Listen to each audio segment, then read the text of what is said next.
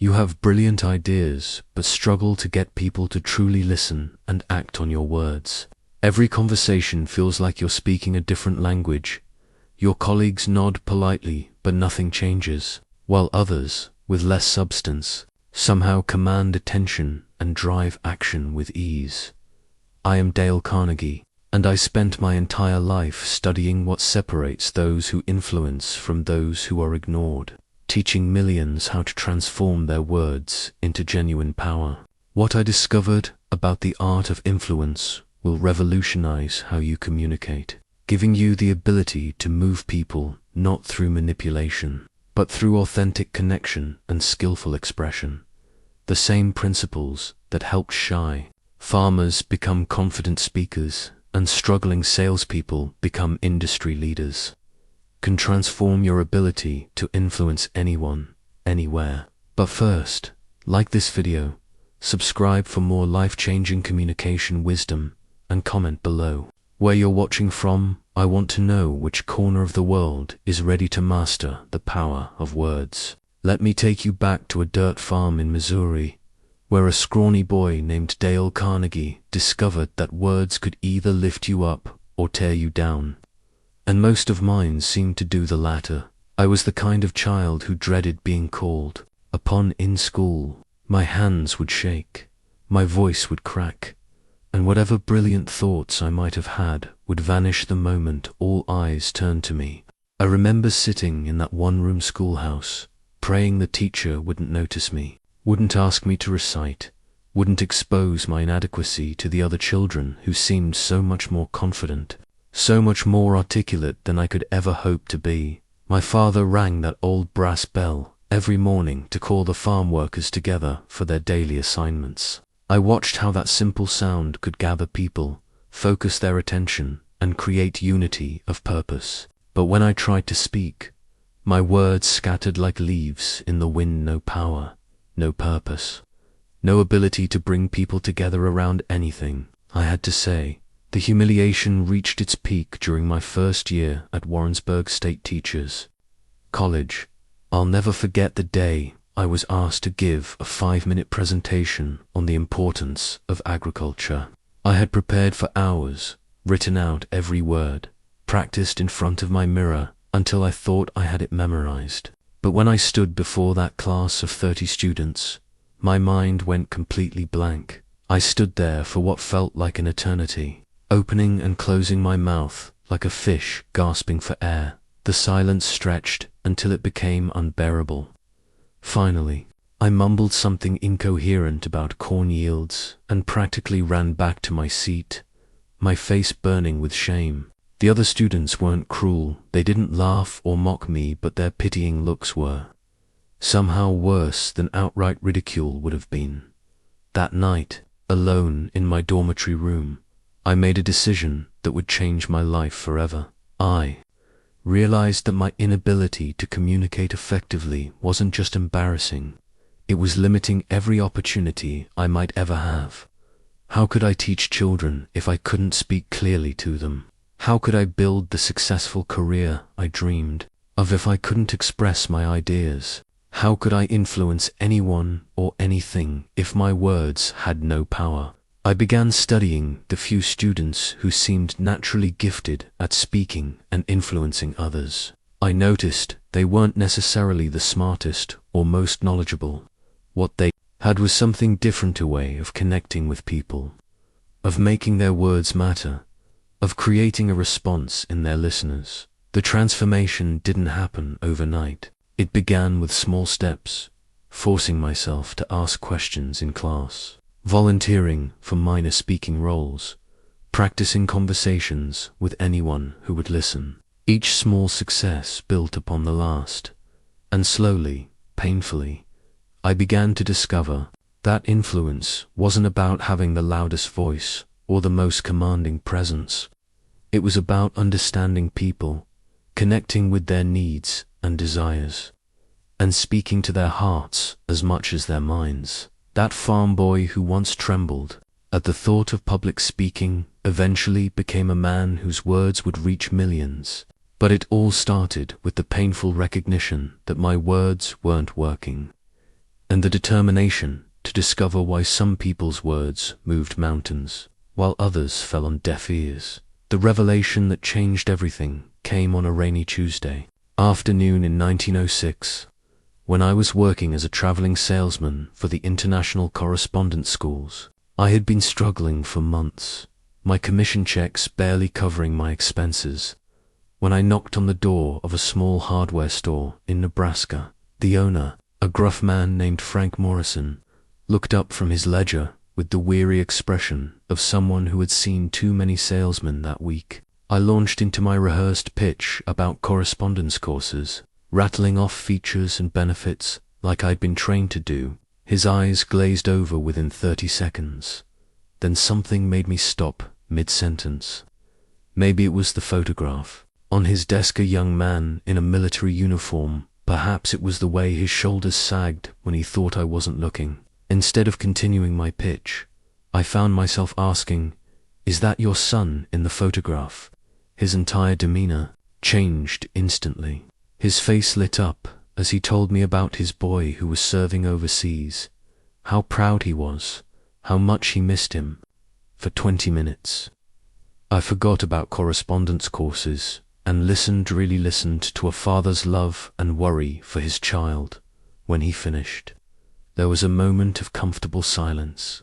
Then, almost as an afterthought, he asked what I was selling. I explained briefly about the engineering course, mentioning how it might help his son when he returned from service. Frank Morrison bought not just one course, but 3, one for his son and 2 for his employees. As I walked away from that store with my largest sale to date, I realized I had stumbled upon something profound.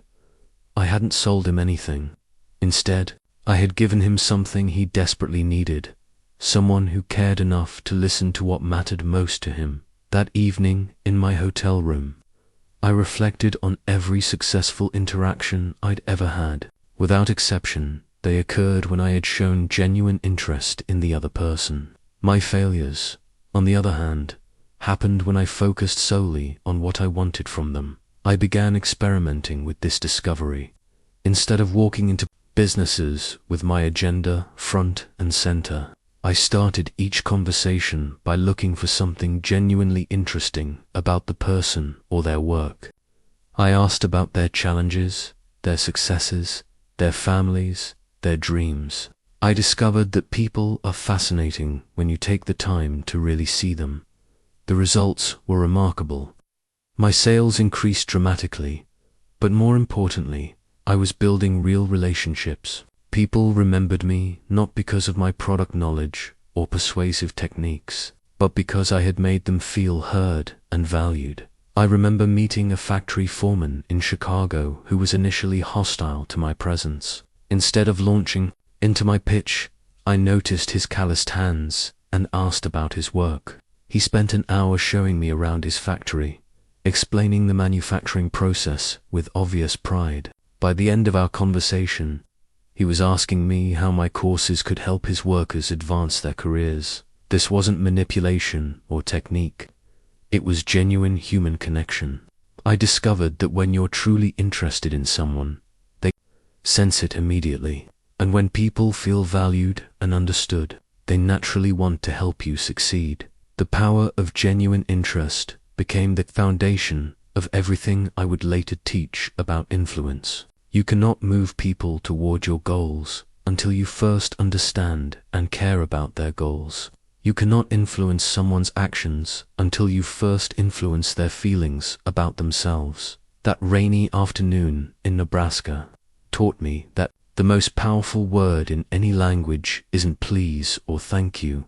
It's someone's own name and story. When you show authentic interest in who people are and what matters to them, you don't just gain their attention, you gain their trust, their respect, and ultimately, their willingness to be influenced by you. It was 1912, and I was teaching my first public speaking class at the YMCA in New York City, when I made the discovery that would become the cornerstone of all effective influence. I had 12 students, men from all walks of life, who shared one common trait. They were terrified of speaking in public, Traditional teaching methods weren't working. I could lecture about vocal techniques and proper posture until I was blue in the face, but these men remained frozen with fear. Then one evening, a student named William Henderson changed everything. Henderson was a timid accountant who hadn't spoken above a whisper in 3 weeks of classes.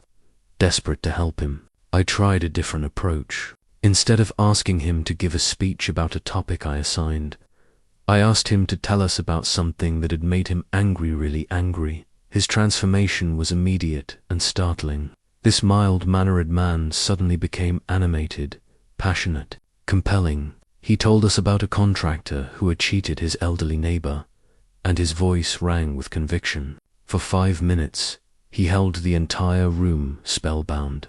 When he finished, the class erupted in applause. That night, I went home and wrote on a small index card what I had witnessed. Get people to express their true feelings, and the words will take care of themselves. But that was only the beginning. Over the following months, as I observed more breakthroughs, I refined this into what I came to call the magic formula. The formula has 3 simple steps, but their power is extraordinary when applied correctly. First, get people to talk about something they feel deeply about, not what you want them to feel deeply about what they already care about. Henderson didn't care about public speaking techniques, but he cared passionately about justice for his neighbor. When people speak from genuine emotion, their natural influence emerges. Second, ask questions that connect their passion to your purpose.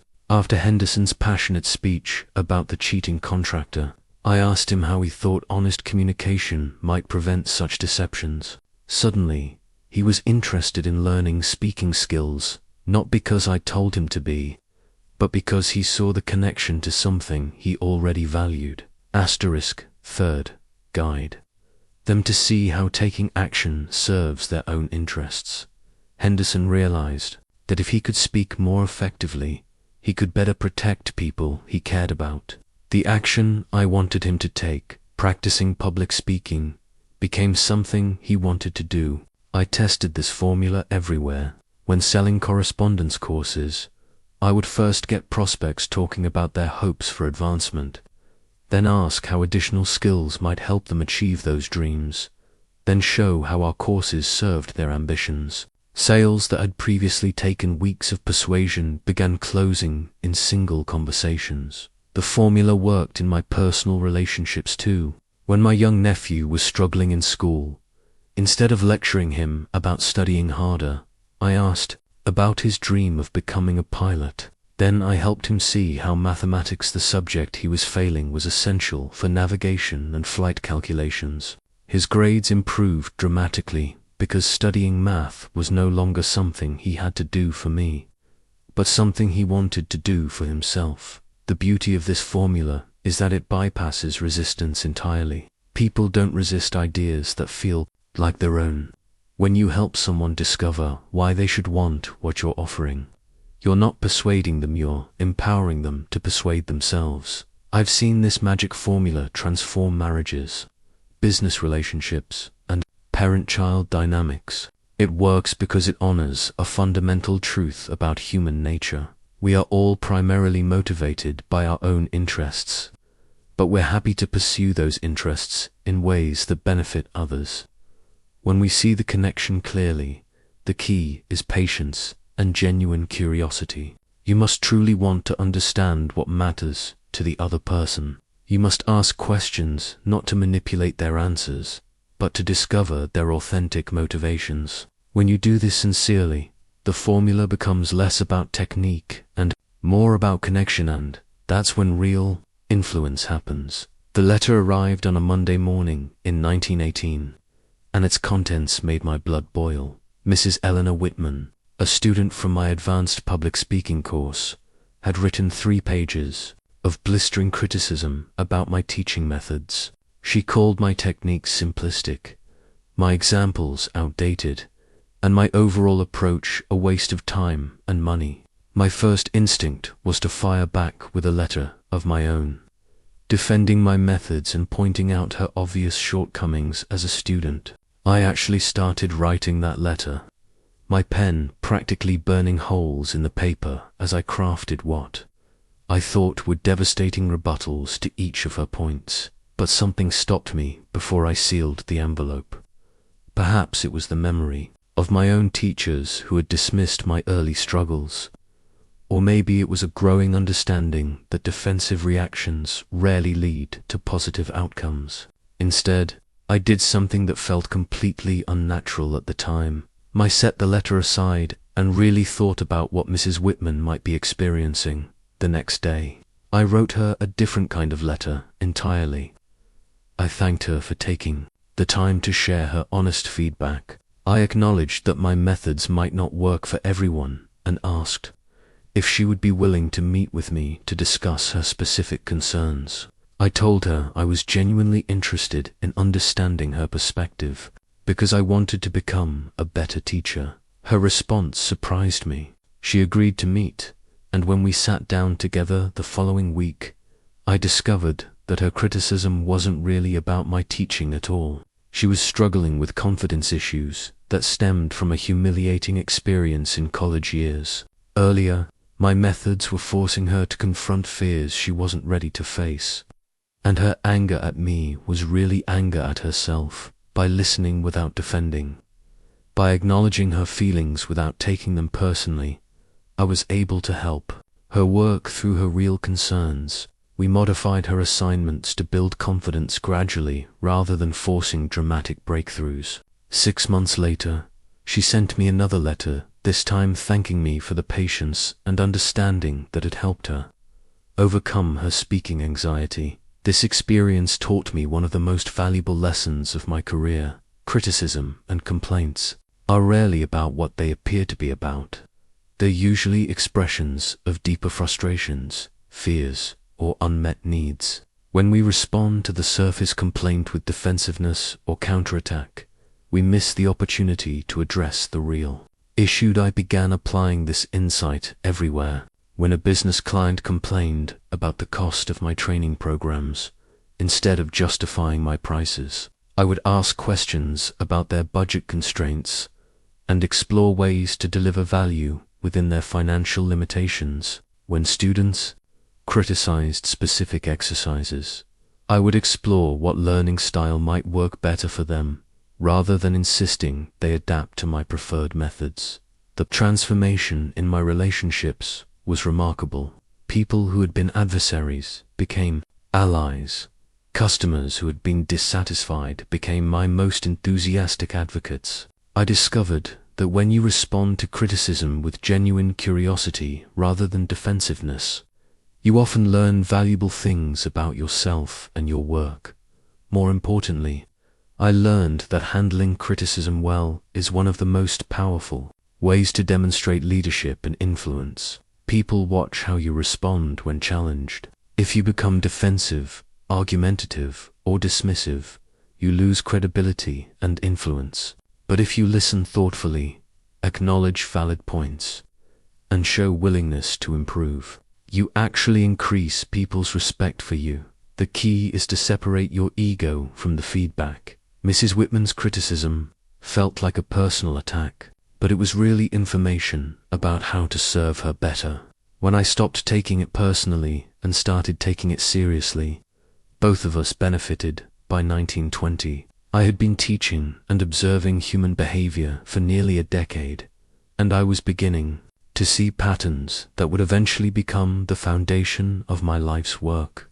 In my small office above a drugstore in Manhattan, I began writing down what I called my people principles, the fundamental truths about human nature that seemed to govern all successful relationships and influence. The breakthrough came when I realized that most people approach influence backwards.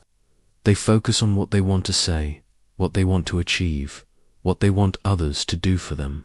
But I discovered that lasting influence begins with understanding what others want to feel about themselves. Every human being, I observed, has a deep hunger to feel important, appreciated, and valued. This isn't vanity or ego, it's a fundamental psychological need as basic as hunger or thirst. When you feed this need authentically, people naturally gravitate toward you. When you ignore or undermine it, they resist everything you try to accomplish with them. I developed 6 core principles that became the backbone of my method. The first principle: never criticize, condemn, or complain directly about a person's character or abilities.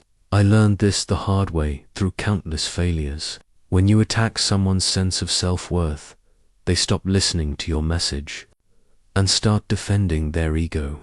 Instead, I learned to address behaviors and situations while preserving the person's dignity. The second principle: give honest and sincere appreciation. Not flattery. People can sense insincerity from miles away, but genuine recognition of something praiseworthy creates an almost magical response. I watched grown men light up like children when someone noticed their hard work or good judgment. The third principle: arouse in the other person an eager want. This goes back to my magic formula, but deeper. People are motivated by their own desires, not yours. Your job is to show how what you're asking them to do serves their interests, their values, their dreams. The fourth principle: become genuinely interested in other people. This isn't a technique, it's a fundamental shift in how you view others. When you're truly curious about someone's experiences, thoughts, and feelings, they sense it immediately and respond with openness. The fifth principle: smile with your whole being, not just your face. A genuine smile is the most disarming and influential expression in human communication. It says, "I'm glad you exist," before you speak a single word. The sixth principle: remember that a person's name is to them the sweetest and most important sound in any language. Using someone's name correctly and frequently makes them feel recognized and valued as an individual. I tested these principles relentlessly. In my classes, I would have students practice conversations using these approaches, then report back on the results. The transformations were consistent and remarkable. Shy students became confident. Struggling salespeople became top performers. Difficult family relationships improved dramatically. The key insight that tied everything together was this: people don't resist being influenced when they feel understood, valued, and respected. They resist being manipulated, pressured, or treated as objects to be used for someone else's benefit. I remember a student named Robert Chen who was struggling to get cooperation from his factory workers. Instead of continuing to issue orders and criticisms, I coached him to try a different approach. He began each day by walking through the factory, greeting workers by name, asking about their families, and genuinely appreciating good work when he saw it.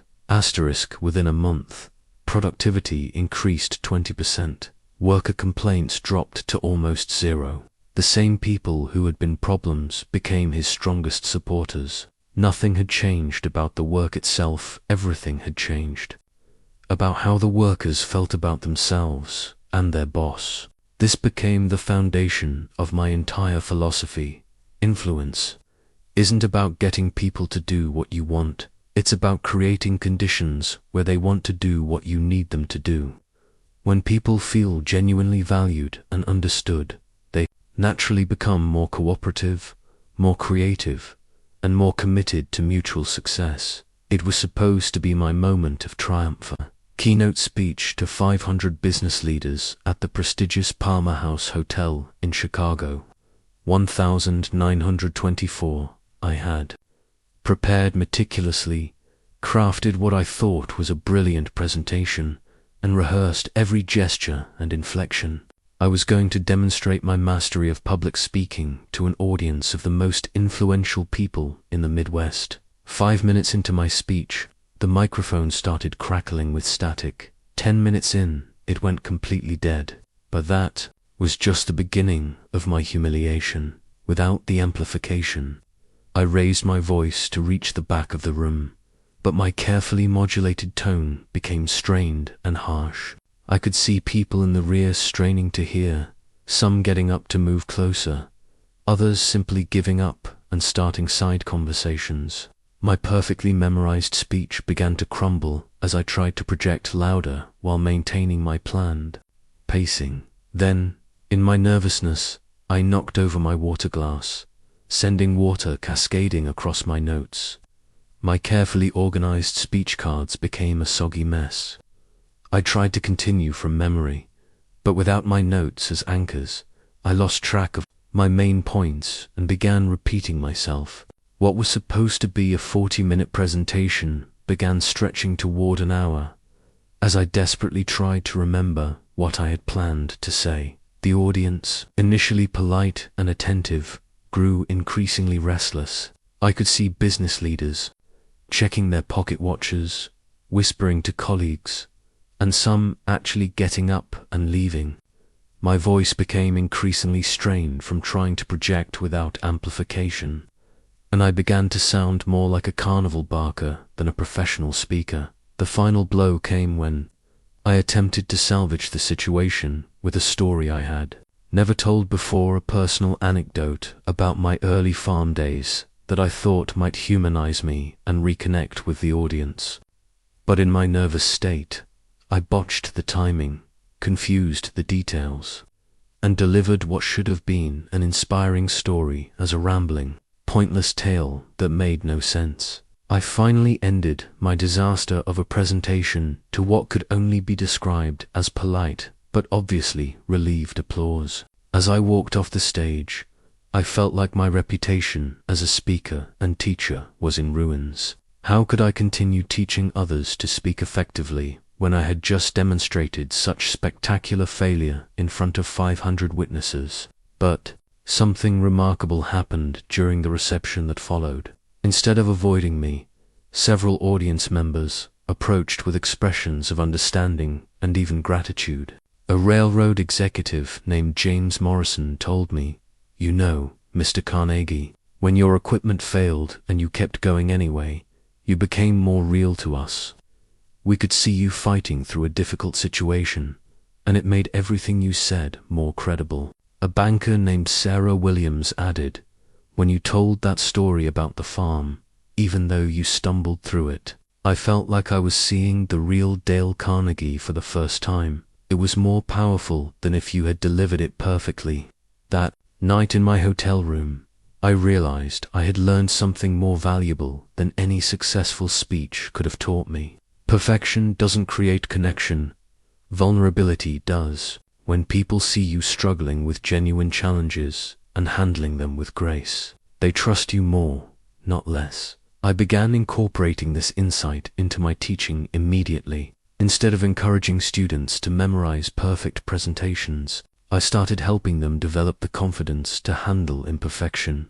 I taught them that audiences connect with authentic humanity more than polished performance. The disaster at the Palmer House became one of my most referenced stories in classes because it demonstrated that influence comes not from appearing perfect, but from being genuinely human in ways that others can relate to and respect. In 1926, I made a discovery that revolutionized my understanding of human nature and influence. I was riding the train from New York to Philadelphia, seated across from a distinguished gentleman who introduced himself as Dr. Edmund Harrison, a prominent psychiatrist. What happened during that 3-hour journey changed how I would approach every conversation for the rest of my life. Dr. Harrison began telling me about his work with patients, and something about his manner made me genuinely curious. Instead of waiting for my turn to talk about my own work, I found myself asking question after question about his experiences. How did he help people overcome their fears? What had he learned about human motivation? What surprised him most about the human mind? For nearly 3 hours, Dr. Harrison talked while I listened with genuine fascination. I asked follow-up questions, sought clarification when I didn't understand, and encouraged him to elaborate on points that intrigued me. I was so absorbed in his stories and insights that I forgot completely about promoting my own work or impressing him with my knowledge. As we approached Philadelphia, Dr. Harrison turned to me with an expression of profound gratitude. "Mr. Carnegie," he said, "I want to thank you for one of the most stimulating and enlightening conversations I've had in years. You're a brilliant conversationalist and a fascinating man." I was stunned. I had barely said anything beyond asking questions and making encouraging responses, yet this accomplished professional was thanking me for being brilliant and fascinating. In that moment, I understood something profound about human nature. People judge how interesting you are, not by what you say about yourself, but by how interested you are in them.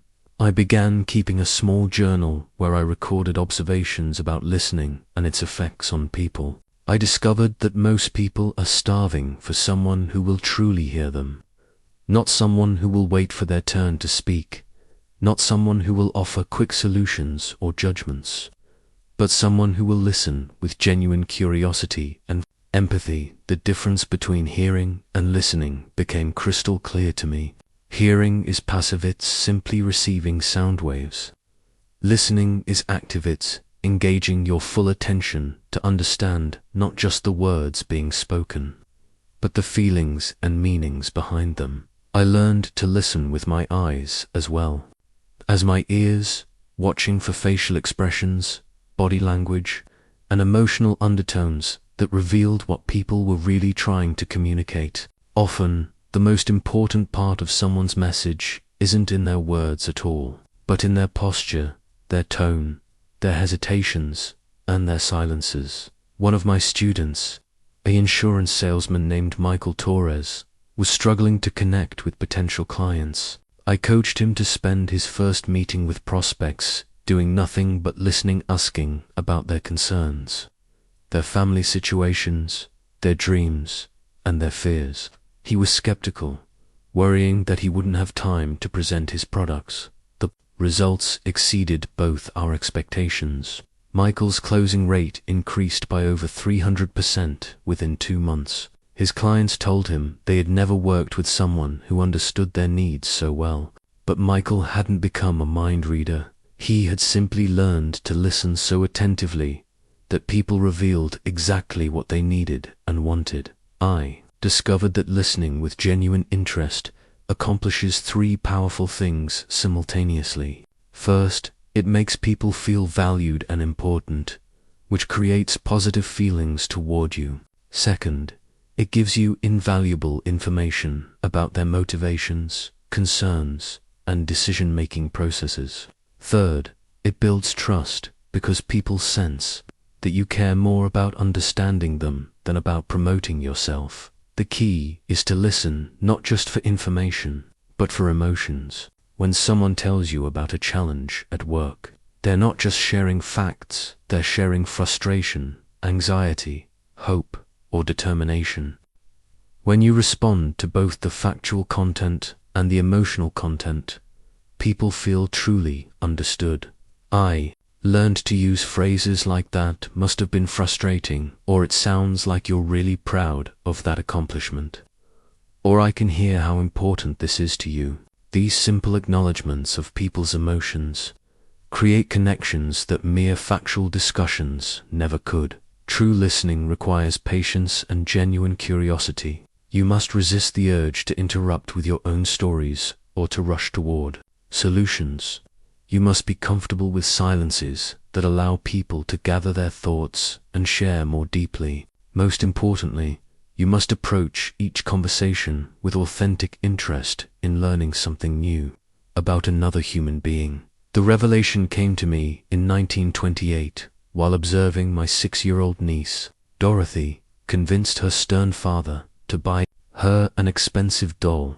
I watched in amazement as this little girl accomplished what her mother had failed to do for weeks. She got my brother-in-law to part with money during the depths of his financial worries. Dorothy didn't use logic, facts, or rational arguments. Instead, she painted a picture of how lonely she felt without a special friend, how the doll would help her feel brave when she started school, and how taking care of it would teach her to be responsible like her father. Within 10 minutes, my practical, penny-pinching brother-in-law was reaching for his wallet. convinced that buying this doll was actually a wise investment in his daughter's development. That evening, I reflected on what I had witnessed. Dorothy had instinctively understood something that I was still learning. People make decisions with their hearts and then justify them with their heads. If you want to influence someone's actions, you must first influence their emotions. I began studying how successful influencers throughout history had appealed to emotions rather than just logic. Abraham Lincoln didn't free the slaves with economic arguments. He appealed to the nation's sense of justice and moral purpose. Great speakers didn't move audiences with statistics. They moved them with stories that created emotional responses. I started mapping the emotional landscape of human motivation. Fear was powerful, but negative emotions created resistance and resentment. Hope was stronger and more sustainable. Pride and accomplishment motivated people to exceed their own expectations. The desire to feel important and valued could inspire extraordinary effort.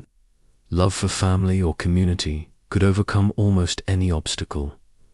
The key insight was learning to identify which emotions were already present in people, and then speak to those existing feelings rather than trying to create new ones. When I met with business leaders, I learned to recognize whether they were motivated by ambition, security, recognition, or service to others. I would then frame my proposals in language that connected with their dominant emotional drivers. I discovered that certain words carry emotional power far beyond their literal meanings. Opportunity creates excitement and hope. Security provides comfort and peace of mind. Recognition appeals to pride and the desire for status. Family touches the deepest protective and loving instincts. Freedom inspires dreams of independence and self-determination. But I also learned that emotional language must be authentic to be effective. When I tried to manipulate emotions I didn't genuinely feel, people sensed the artificiality and became suspicious. The most powerful emotional appeals came when I was genuinely moved by the same feelings I was trying to evoke in others. One of my most successful applications of emotional language came when I was asked to help a company president convince his employees to accept pay cuts during the Great Depression. Instead of focusing on the company's financial difficulties, we crafted a message about how temporary sacrifices could preserve jobs for their colleagues and ensure the company would survive to provide security for their families in the future. The president spoke about his own sleepless nights worrying about laying off good people, his pride in the company they had built together, and his faith that their shared commitment could overcome any challenge. He painted a picture of the satisfaction they would feel when they emerged from the crisis stronger and more united. The employees voted unanimously to accept the pay cuts. I learned to recognize the difference between emotional manipulation and emotional connection. Manipulation exploits people's emotions for your benefit alone. Connection acknowledges emotions that are already present and shows how addressing them serves everyone's interests. The most powerful emotional language is often the simplest. I understand how you feel validates emotions. You should be proud of that recognizes accomplishment. That must be difficult, shows empathy for challenges. I believe in you expresses confidence and support. I also discovered that emotions are contagious. When you speak with genuine enthusiasm, others become enthusiastic. When you express sincere concern, others feel cared for. When you demonstrate authentic confidence, others become more confident. Your emotional state influences everyone around you, which makes your own emotional authenticity crucial to your influence. The breakthrough moment came when I realized that mastering emotional language wasn't about learning new techniques, it was about becoming more emotionally honest and aware myself. When I could identify and express my own feelings clearly, I naturally became better at recognizing and responding to emotions in others. In 1930, I spent countless evenings in my study, poring over the psychological texts of William James, John, Dewey, and other pioneering researchers who were beginning to unlock the mysteries of human behavior. I was determined to understand not just what worked in human influence, but why it worked. The patterns I had observed in thousands of interactions needed scientific foundation. My breakthrough came when I discovered James's writings on the fundamental human need for appreciation and recognition. He wrote that the deepest principle in human nature is the craving to be appreciated, and suddenly, years of my observations made perfect sense. Every successful influence attempt I had witnessed addressed this core psychological need, while every failure had ignored or violated it. I began studying the subconscious triggers that drive human behavior. I learned that people respond to certain words and phrases automatically, often without conscious awareness. These responses are hardwired into our psychology through millions of years of evolution and thousands of years of social conditioning. The word "because" proved to have almost magical power. Psychologist Robert Cialdini would later study this scientifically, but I observed it decades earlier in my classes. When people were given any reason for a request, compliance increased dramatically. Please practice this exercise. Because it will help you was far more effective than "please practice this exercise." The human mind craves causality and logic, even when the reasoning provided is minimal. I discovered that people have an unconscious need to maintain consistency with their previous statements and actions. If you could get someone to agree with a small, reasonable request, they would be much more likely to agree with larger requests later, simply to remain consistent with their established position. This wasn't manipulation, it was understanding how the human mind works to preserve self-image and reduce internal conflict. The psychology of ownership fascinated me. People value things more highly once they feel ownership of them, even when that ownership is psychological rather than legal. I learned to use phrases like "your success" instead of "success", "your team" instead of "the team", and "your goals" instead of "these goals". This simple shift in language made people feel invested in outcomes rather than merely informed about them. I studied the power of social proof, the tendency for people to look to others' behavior as a guide for their own actions. Phrases like "most successful people find that ... or "other leaders in your industry have discovered ... carried weight far beyond logical arguments because they appealed to our deep psychological need to fit in with our peer group. The concept of scarcity also played a crucial role in influence.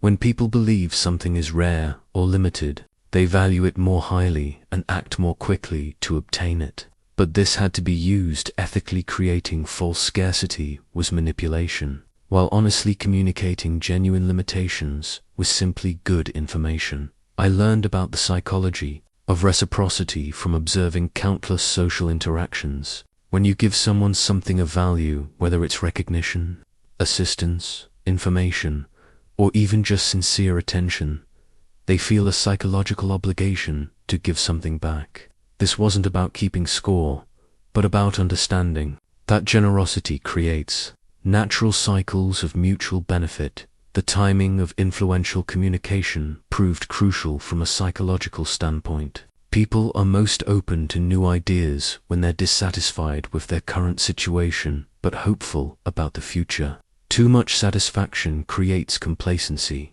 Too much dissatisfaction creates despair. The sweet spot for influence exists when people are uncomfortable enough to want change, but confident enough to believe change is possible. I discovered that people process emotional appeals faster than logical ones. The emotional brain makes snap judgments about trust, safety, and desirability before the rational brain even begins analysis. This meant that the first few words of any influential communication were disproportionately important. They set the emotional tone that would color everything that followed. Repetition worked, but only when varied intelligently. The human brain is designed to filter out redundant information, but it pays attention to important messages presented in fresh ways. I learned to repeat key concepts using different words, different examples, and different emotional appeals, rather than simply restating the same phrases. The psychology of questions versus statements revealed another powerful insight. Questions engage the analytical mind and make people feel involved in the conversation. Statements can feel like lectures or commands. What do you think would happen if ... was more engaging than I think this would happen ... Questions also allowed people to convince themselves rather than feeling convinced by me. Understanding these psychological principles transformed my approach to influence from intuitive art to systematic science. I could predict with increasing accuracy which words and approaches would resonate with different personality types and in different situations. Not because I was becoming manipulative, but because I was becoming more scientifically aware of how humans naturally think and feel. The most challenging conversation of my career occurred in 1932 when I had to confront my business partner, Harold Davidson, about his drinking problem that was threatening our entire training institute. Harold was not just my partner, he was my friend, a brilliant teacher, and the man who had helped me build our programs from the ground up. But his alcohol consumption was affecting his performance, embarrassing our organization and driving away clients. I spent weeks dreading this conversation, knowing it could end our partnership and friendship. I had watched other business relationships destroyed by similar confrontations that turned into accusations, defensiveness, and permanent resentment. But I also knew that avoiding the issue would eventually destroy everything we had built together. I developed what I came to call my difficult conversation framework, a systematic approach that preserved relationships while addressing serious problems. The framework had 5 essential components that I refined through years of challenging discussions with students, clients, and colleagues. First, begin with genuine appreciation for the person and their contributions. Harold needed to know that this conversation was happening because I valued our relationship, not because I wanted to attack him. I started by acknowledging his brilliant teaching abilities, his loyalty to our mission, and the important role he played in our success. This wasn't manipulation, it was truth that needed to be spoken before criticism could be received. Second, address the behavior, never the character. Instead of calling Harold an alcoholic or attacking his personality, I focused on specific incidents where drinking had affected his work. I described missed appointments, slurred presentations, and client complaints without making judgments about his worth as a person. This approach allowed him to acknowledge problems without feeling like his entire identity was under attack. Third, express your feelings using I statements rather than accusations. Instead of saying you're embarrassing the company, I said I feel concerned about how these incidents might affect our reputation and our ability to help our students. This approach invited dialogue rather than triggering defensiveness. Fourth, listen with genuine empathy to understand the underlying issues. When Harold began explaining the pressures he was facing, financial worries, family problems, and self-doubt about his abilities, I realized his drinking was a symptom of deeper struggles. By listening without judgment, I learned how to help address the root causes rather than just the surface behaviors. Fifth, collaborate on solutions that serve everyone's interests. Instead of demanding that Harold stop drinking or threatening to end our partnership, we worked together to identify practical steps he could take to address his challenges while protecting our business. We arranged for him to get professional help, modified his schedule to reduce stress, and created accountability systems that supported his recovery. The conversation that I had feared would end our partnership actually strengthened it. Harold later told me that my approach, combining honest concern with genuine support, was the catalyst for him getting his life back on track. Our business not only survived, but thrived As Harold became one of our most effective and inspiring teachers, I began teaching this framework to my students, and the results were remarkable. Parents repaired damaged relationships with their children. Managers addressed performance issues without destroying morale. Married couples worked through serious problems without resorting to divorce. The key was always approaching difficult conversations as opportunities to strengthen relationships rather than battles to be won. I learned that most people avoid difficult conversations because they fear the other person's reaction. But I discovered that when you approach someone with genuine care and respect, even the most challenging topics can be discussed productively. People sense your intentions if you're trying to help and improve the situation. They respond differently than if you're trying to punish or control them. The framework also taught me the importance of timing and setting. Difficult conversations should happen in private, when both parties are calm and have adequate time to talk through issues completely. Rushing these discussions or having them in inappropriate settings almost guarantees poor outcomes. Most importantly, I learned that difficult conversations are often necessary acts of courage and love. Avoiding them might feel safer in the short term, but it usually leads to bigger problems later. When you care enough about someone or something to have a challenging discussion, you're actually demonstrating the highest form of respect and commitment. By 1935, I had taught public speaking to over 15,000 students, and I had discovered something that revolutionized how I thought about the art of addressing groups. The breakthrough came when I realized that effective public speaking wasn't about mastering techniques, it was about mastering the ability to have an intimate conversation with multiple people simultaneously. I remember my first paid speaking engagement to $1 fee for addressing a small group of farmers about agricultural techniques. I had prepared extensively, memorized every word, and practiced my gestures in front of a mirror. But when I stood before those weathered faces, my carefully rehearsed presentation felt artificial and disconnected. The farmers listened politely, but I could see in their eyes that I wasn't reaching them. Halfway through my presentation, I abandoned my prepared remarks and started talking directly to them about my own experiences growing up on a farm. I shared stories about failed crops, financial struggles, and the determination it took to keep going when everything seemed to be working against you. Suddenly, the room came alive. Men who had been passively listening were nodding, commenting, and engaging with my message. That night, I understood that public speaking mastery wasn't about performance, it was about connection. The same principles that worked in one-on-one conversations were even more powerful when applied to groups. People wanted to feel like you were talking with them, not at them. I developed what I called the intimacy at scale technique.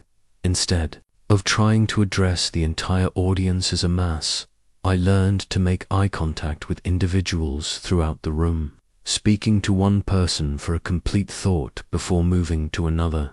This created the feeling that everyone in the audience was having a personal conversation with me. Storytelling became the cornerstone of my speaking approach.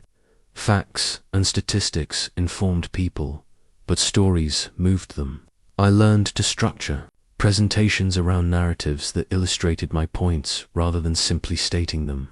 A story about a struggling salesman who transformed his results was more compelling than any lecture about sales techniques. I discovered the power of vulnerability in public speaking. When I shared my own failures, struggles, and uncertainties, audiences connected with me more deeply than when I presented myself as an expert with all the answers. My disaster at the Palmer House had taught me that audiences trust speakers who are genuinely human more than those who appear perfect. The technique of earning the right to be heard became crucial to my success. Instead of starting with my main message, I learned to begin by demonstrating that I understood my audience's challenges and had genuine empathy for their situation. Only after establishing this connection would I offer solutions or advice. I developed a simple but powerful structure for any presentation. Tell them what you're going to tell them. Tell them, then tell them what you told them.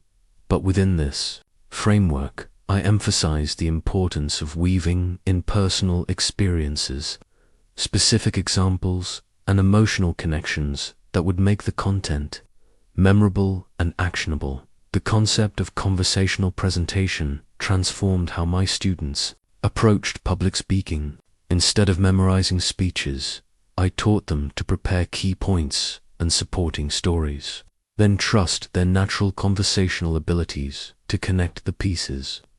This approach eliminated the artificial tone that plagued most speakers and created presentations that felt spontaneous and authentic. I learned that nervous energy could be transformed into passionate energy. Instead of fighting nervousness, I taught students to channel that adrenaline into enthusiasm for their message. The same physiological responses that created anxiety could create excitement when redirected properly. Practice became less about perfecting delivery and more about deepening understanding of the content.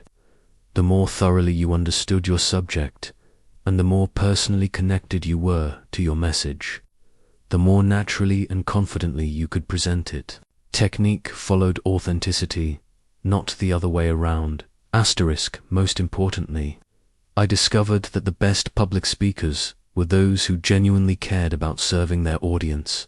When your primary focus is on helping others rather than impressing them, your speaking becomes more natural, more compelling, and more influential. The audience senses your sincerity and responds with attention, engagement, and trust. The moment that defined my ethical approach to influence occurred in 1938, when a wealthy businessman offered me a substantial sum to help him convince his employees to accept dangerous working conditions without additional compensation. The factory owner had learned about my influence techniques and believed I could sell the workers on accepting risks that he wasn't willing to address through proper safety measures. I was tempted by the fit was more money than I had ever been offered for a single engagement. But as I considered his request, I realized he was asking me to use influence techniques to harm people rather than help them. He wanted manipulation, disguised as persuasion, and he thought my methods could accomplish his selfish goals. That night, I wrote what I called my ethical influence pledge in my personal journal. I will use my knowledge of human psychology only to help people achieve outcomes that genuinely serve their best interests, not to trick them into serving mine. This experience forced me to clarify the crucial distinction between influence and manipulation. Manipulation seeks to benefit the manipulator at the expense of others. It relies on deception, pressure, and exploitation of psychological weaknesses. Influence, on the other hand, creates mutual benefit by helping people achieve their own legitimate goals while accomplishing yours.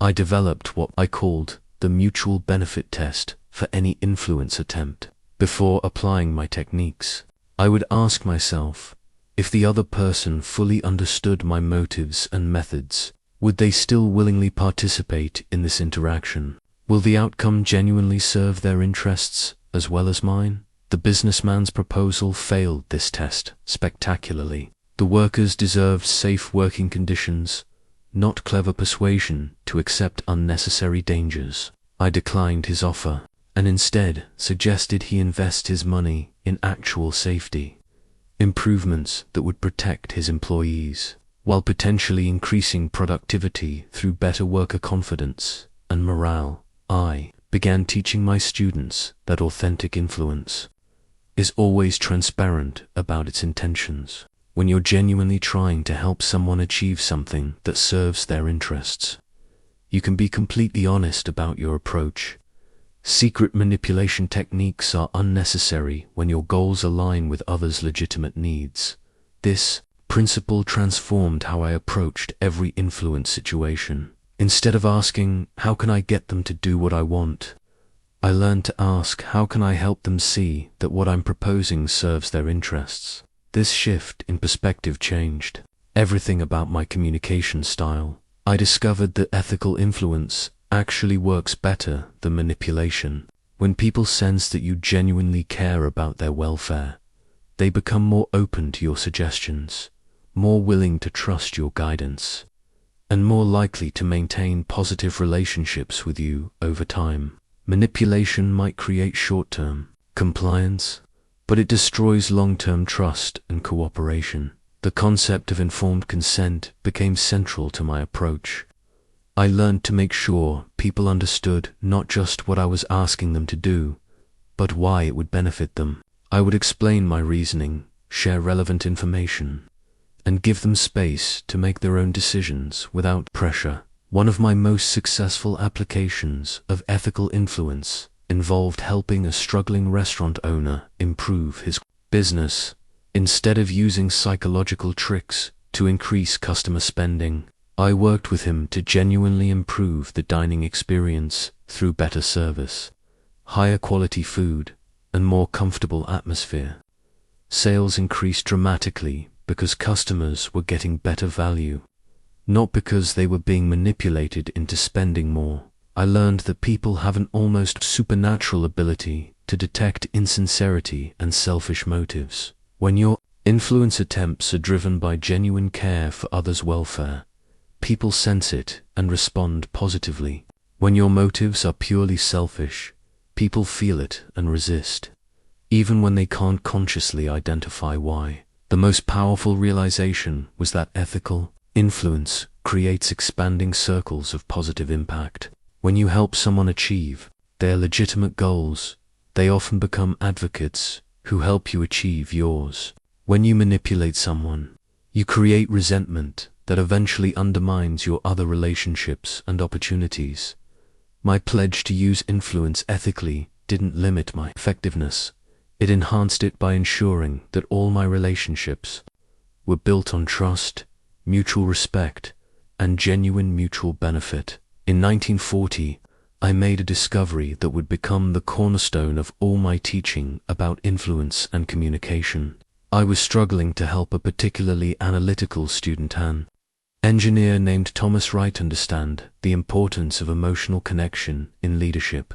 No amount of logical explanation seemed to penetrate his conviction that facts and data were sufficient for influencing others. Then one evening, instead of lecturing him about emotional intelligence, I told him a story about my father's death and how it had taught me about the power of genuine empathy. As I described holding my father's hand in his final moments and realizing how much his simple words of encouragement had shaped my life, I watched Thomas's entire demeanor change. His analytical resistance melted away, and for the first time, he truly understood what I had been trying to teach him that night. I began filling a leather-bound notebook with stories that had moved people to action throughout my career. I realized that while facts inform the mind, stories transform the heart, and people act from their hearts, not their heads. Stories work because they bypass the analytical mind that often resists direct persuasion. When someone is listening to a narrative, they're not evaluating whether to agree or disagree, they're experiencing the emotions and insights embedded in the story. By the time they realize they're being influenced, they've already been moved. I discovered that the most powerful stories are often the most personal ones. When I shared my failures, struggles, and breakthrough moments, audiences connected with me in ways that no amount of expertise or credentials could create. Vulnerability in storytelling builds trust, and trust is the foundation of all genuine influence. The structure of influential stories became clear through countless observations. Every story that moved people had 4 essential elements: a relatable character facing a significant challenge, genuine struggle with authentic emotions, a moment of insight or transformation, and a clear lesson that applied to the listener's situation. I learned that specificity made stories compelling.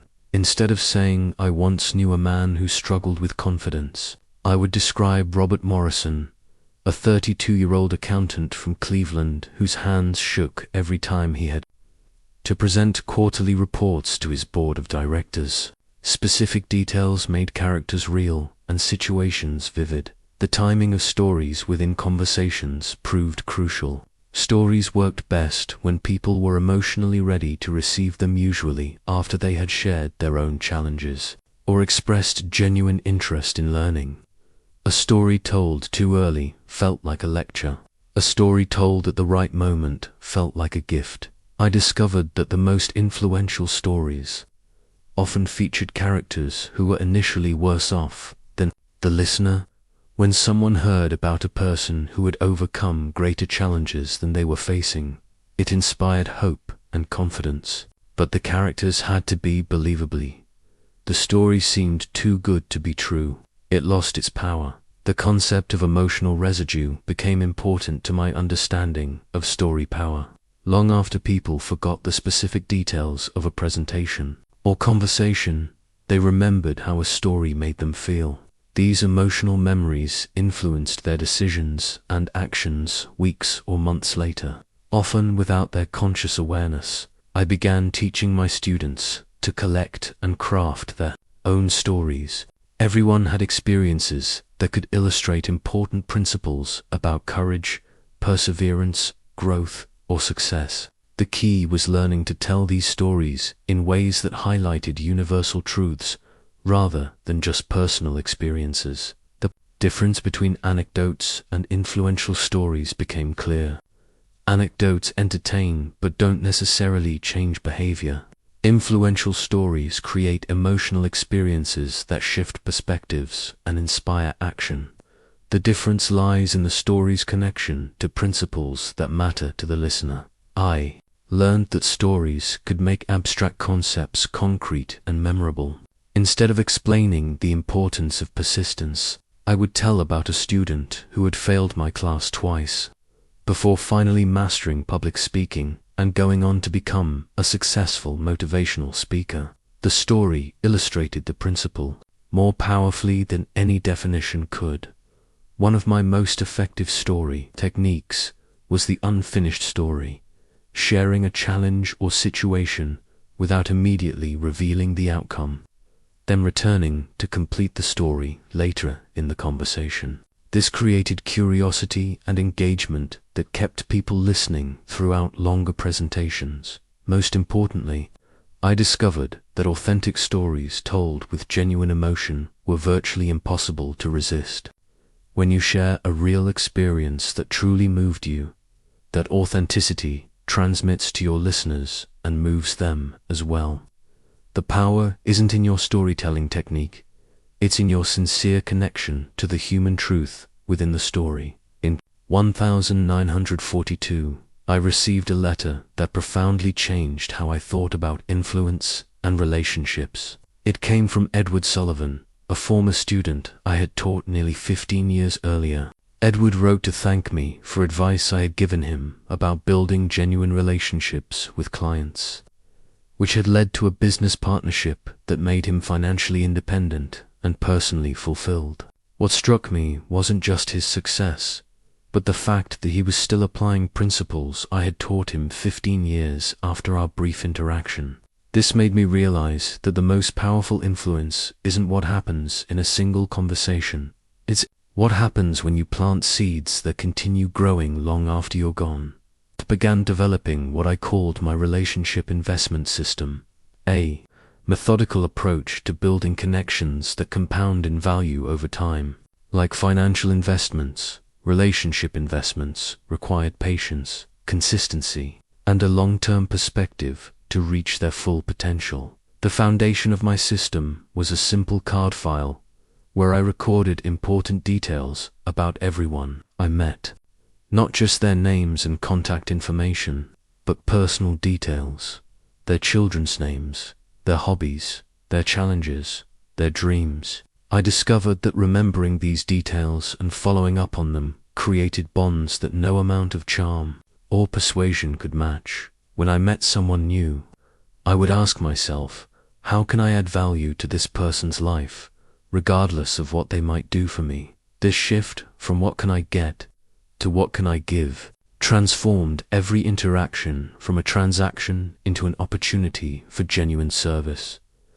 I learned to make deposits in what I called the relationship bank account before ever making withdrawals. These deposits might be a helpful introduction, a relevant article, a word of encouragement, or simply remembering to ask about something important in their life.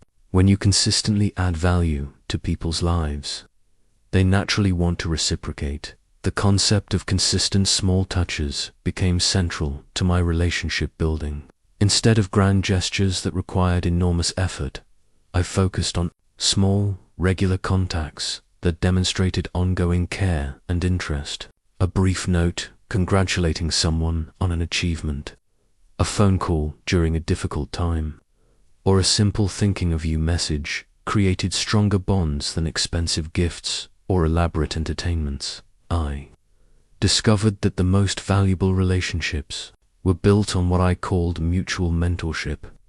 Instead of positioning myself as the expert helping others, I approached relationships as opportunities for both parties to learn and grow. When you genuinely seek to learn from everyone you meet, they feel valued and important, which creates the foundation for lasting connection. The principle of relationship maintenance became as important as relationship building. I learned to stay in touch with people during both their successes and their struggles. Congratulating someone during good times was easy, but reaching out during difficult periods when they felt forgotten by others created bonds that lasted lifetimes. I developed a practice of what I called relationship harvesting, periodically reviewing my contacts to see who might benefit from knowing each other. Making strategic introductions that served others' interests created goodwill and positioned me as a valuable connector in my network. The most important insight was understanding that authentic relationships cannot be rushed or forced. They require what I called emotional patience, the willingness to invest time and energy in people without expecting immediate returns. Some of my most valuable relationships took years to develop, but provided decades of mutual benefit. I learned that consistency was more important than intensity in relationship building. People who saw me sporadically but consistently over many years felt more connected to me than those who had intense but brief interactions. Regular, moderate contact built stronger bonds than irregular, high-intensity engagement. The concept of relationship authenticity became crucial to long-term success. When your relationship building is motivated by genuine care for others' welfare, people sense it and respond positively. When it's motivated primarily by self-interest, people eventually recognize the insincerity and withdraw their trust. My relationship system taught me that influence built on genuine relationships is the most sustainable and satisfying form of personal power. When people trust you, respect you, and genuinely care about your success, they become willing partners in achieving mutual goals rather than targets to be persuaded or manipulated. In 1945, I made a startling discovery while reviewing notes from thousands of my most successful interactions over the past 25 years. Hidden within the conversations that had produced the most remarkable transformations, changed careers, saved marriages, healed family relationships, and built business empires, were specific words and phrases that appeared again and again. I began carrying a small notebook specifically to record these magic words, phrases that consistently created positive responses in people. What I discovered was that certain combinations of words had the power to dissolve resistance, open hearts, and create immediate connection with almost anyone. The most powerful phrase I discovered was deceptively simple: help me understand. These 3 words accomplished something remarkable. They transformed potential confrontations into collaborative conversations. When someone was angry, defensive, or resistant, help me understand, your perspective immediately shifted the dynamic from adversarial to cooperative. I used this phrase with a hostile business client who was threatening to cancel a major contract. Instead of defending my company's performance or arguing with his complaints. I said, "Help me understand what we could do differently to better serve your needs." His entire demeanor changed. Instead of attacking me, he began explaining his real concerns, which led to solutions that strengthened our relationship and expanded our contract. Another phrase that proved universally effective was, "What do you think?" These 4 words made people feel valued and included in ways that lectures or presentations never could. When you asked for someone's opinion before sharing your own, they became invested in the conversation rather than passive recipients of your message. I learned that "I'm curious about ... was a magic key that unlocked people's willingness to share their thoughts and feelings. Curiosity is non-threatening and flattering. When you express genuine curiosity about someone's experiences or perspectives, they feel important and interesting, rather than judged or pressured. The phrase "that makes sense" became one of my most powerful tools for building rapport. Even when I disagreed with someone's position, I could often find some aspect of their thinking that was logical from their perspective. Acknowledging what made sense about their viewpoint created connection before introducing alternative ideas. "I appreciate you" proved more powerful than "thank you" because it recognized the person rather than just their action. People hungered to feel appreciated for who they were, not just what they did. This phrase created deeper emotional bonds than conventional expressions of gratitude. I discovered that what would happen if ... opened people's minds to new possibilities without triggering resistance. This phrase invited exploration rather than demanding acceptance. People could consider new ideas safely because they were framed as hypothetical scenarios rather than requirements.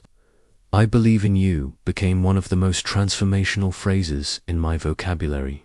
When someone was struggling with confidence or facing difficult challenges, these 4 words often provided the encouragement they needed to persist. People lived up to the confidence others showed in them. The phrase, "Tell me more about that," kept conversations flowing and made people feel heard. When someone shared something important, this response encouraged them to go deeper rather than moving on to new topics. It demonstrated that you valued what they were saying enough to want more details. I learned that "what's most important to you about ... helped people clarify their own priorities while giving me crucial information about their motivations. This phrase cut through surface concerns to reveal underlying values and needs. "How can I help?" proved to be the most relationship-building phrase I ever discovered. It immediately positioned me as an ally rather than someone with my own agenda. Even when people didn't need specific help, they appreciated knowing that I was willing to provide it. The timing of these phrases was as important as the words themselves. "Help me understand" worked best when emotions were high. "What do you think?" was most effective after presenting new information. "I believe in you" had maximum impact during moments of doubt or discouragement. I realized that these magic words worked because they addressed fundamental human psychological needs.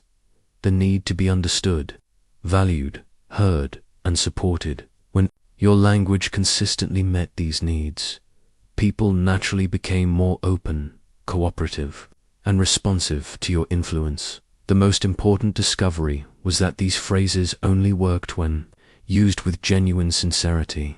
People could sense when words were authentic expressions of care versus manipulative techniques. The magic wasn't in the words themselves, it was in the genuine intention behind them to understand, value, and serve others. The letter arrived on my desk in 1950, written in shaky handwriting on simple stationery. It was from Margaret Chen, a shy housewife from Ohio who had attended one of my courses 3 years earlier. She wrote to tell me that the communication skills she had learned had not only transformed her marriage and relationship with her children, but had led to her becoming a community leader who had organized relief efforts for flood victims in her town. As I read her letter, tears came to my eyes. Margaret had accomplished things I never could have imagined when I first met her. A woman so timid she could barely introduce herself to the class. But more than that, she had used her newfound influence to serve others and make her community better. In that moment, I realized that teaching others to influence was far more rewarding than any personal success I had ever achieved. Over the decades, I had watched thousands of my students exceed my own accomplishments. Shy salespeople became industry leaders, terrified speakers became inspirational teachers, struggling managers became beloved executives, isolated individuals became community builders. Each success story taught me something new about the potential that lies dormant in every human being. The most profound lesson I learned from teaching was that influence skills are not gifts reserved for the naturally charismatic. They are learnable abilities that anyone can develop with proper guidance and practice. Some of my most successful students were initially my most challenged ones. Their very struggle to overcome communication barriers gave them empathy and authenticity that made them extraordinarily effective influencers. I discovered that teaching influence required a different approach than teaching other subjects. You couldn't simply lecture about communication techniques. You had to create experiences where people discovered their own power to connect with others. My most effective teaching happened through practice, feedback, and gradual confidence building. Rather than theoretical instruction, the ripple effect of teaching influence became the most satisfying aspect of my career. When I taught someone to communicate more effectively, they didn't just improve their own life, they improved every relationship they touched. Students became better parents, raising children with higher self-esteem. They became better spouses, creating stronger marriages. They became better leaders, inspiring teams to achieve extraordinary results. I learned that my students often became better teachers than I was, because they remembered what it felt like to struggle with the skills I took for granted. Their recent memories of transformation made them more empathetic and effective at helping others who faced similar challenges. One of my proudest moments came when I received an invitation to speak at a conference where the keynote speaker was James Patterson, a former student who had become one of the most sought-after corporate trainers in America. As I listened to him present ideas I had taught him 20 years earlier, but expanded and improved through his own insights, I realized that teaching had multiplied my influence far beyond what I could have achieved alone. The concept of influence multiplication became central to how I viewed my mission. Every person I taught to communicate more effectively became a teacher themselves, spreading these skills to their families, colleagues, and communities. My direct influence was limited to the people I could personally reach, but my indirect influence through my students was limitless. I discovered that the most successful students were those who embraced the responsibility that comes with influence skills. They understood that the ability to move and motivate others was not just a personal advantage, it was an obligation to use that power ethically and constructively. Teaching also deepened my own understanding of influence principles. When you have to explain concepts clearly enough for others to understand and apply them, you discover nuances and applications you never noticed before. My students' questions forced me to think more deeply about why certain approaches worked and how they could be adapted to different situations. The greatest joy came from watching former students teach their own children and grandchildren the principles of effective communication.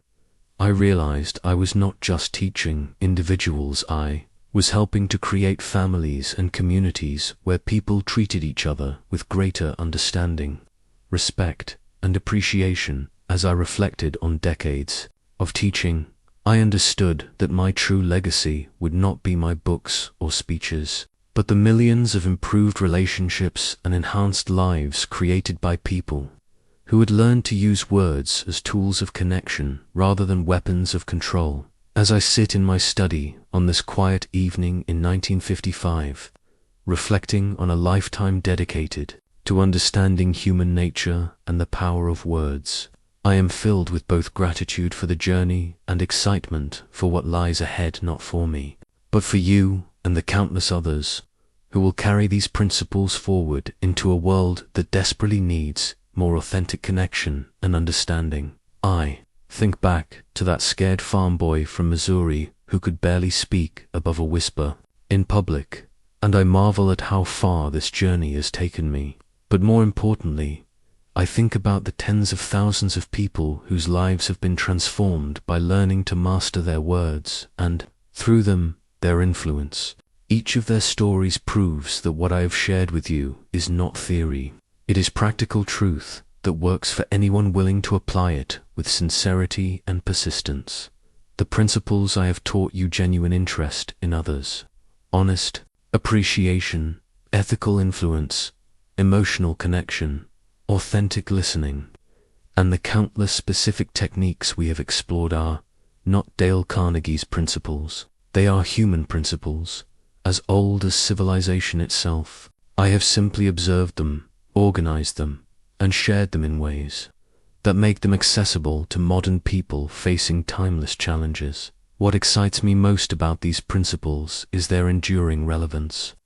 The fundamental needs of human nature to feel valued, understood, important, and connected will never change, regardless of how much technology advances or society evolves. The person reading these words 50 years from now will face the same basic challenge you face today. How do I connect with other human beings in ways that create mutual understanding, respect, and cooperation? Your opportunity and your responsibility is to take what you have learned and apply it not just to advance your own interests, but to make the world a more compassionate and understanding place.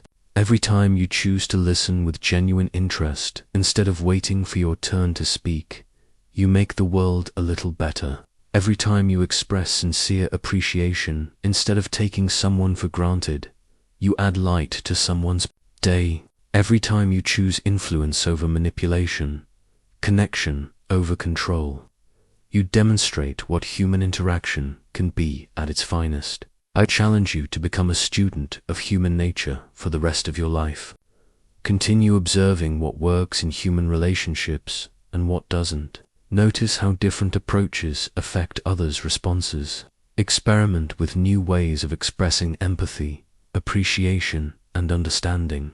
The principles I have shared are a foundation, not a ceiling. Build upon them with your own insights and experiences. Remember that mastering influence is not a destination but a journey. I am still learning new things about human nature and communication after decades of study. Stay humble, stay curious, and stay committed to using your growing influence, abilities in service of others' welfare as well as your own. Most importantly, teach others what you learn. Share these principles with your family, your colleagues, your friends, and anyone who will listen, not as techniques to be used on people, but as insights to be shared with people. When you help others communicate more effectively, you multiply your positive impact exponentially. The world needs leaders who can bring out the best in others through words of encouragement rather than criticism,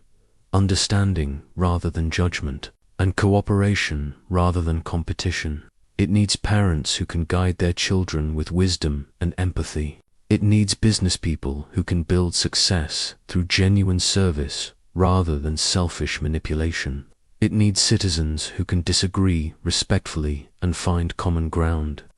Despite their differences, you have the power to be that kind of person. The principles you have learned give you tools that most people never discover. Use them wisely, use them ethically, and use them generously. As I conclude this sharing of my life's work, I want you to know that I believe in your ability to master your words and, through them, master your influence. More than that, I believe in your wisdom to use that mastery in ways that honor the best of human nature and contribute to a world where people treat each other with greater kindness, understanding, and respect. The conversation may be ending, but your journey in influence mastery is just beginning.